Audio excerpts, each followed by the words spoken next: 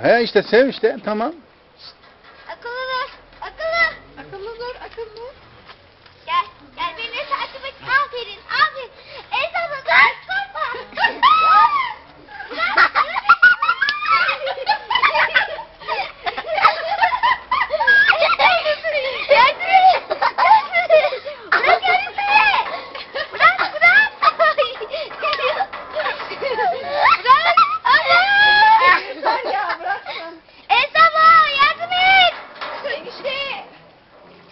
Ya bir şey yap. Bırak.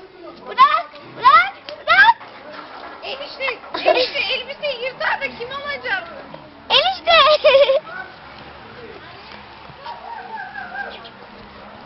Ay, of be. Sonunda. Gel. Hayır gitmiyorsun oraya. Gitmiyorsun. Hayır. Gidiyorsun oraya. Gidiyorsun oraya. Ay. Ay. Tamam sakin ol. Sakin ol. Akşam internette.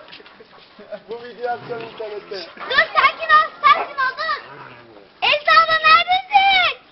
Git. Bırak da kaç kız, bırak da kaç. Saldıracak şimdi bak sana. Sığmaz be. Kalk kalk. Kalk. Sahibinden izin aldın mı sen onu sevmek için? He? He? Aldın mı? Ya susun ya. Seviyor musun? Bak ha ha. Bak, Bak. bak. Ha. Patisine bastı. Patisine bastı. Dur tamam sakin ol.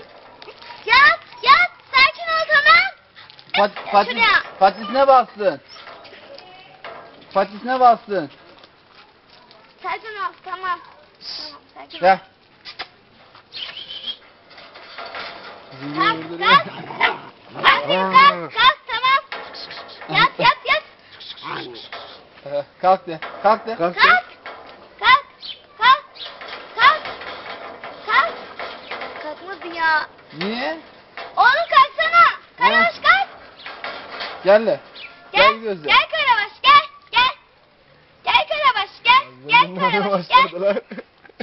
Gel şuraya. Karıncayı gördü. Karıncanın peşine takıldı. Bak.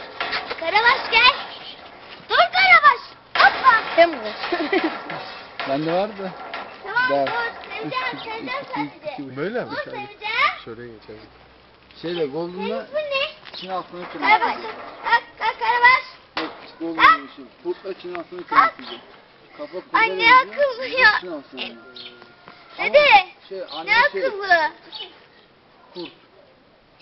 Kalk Karabaş kalk.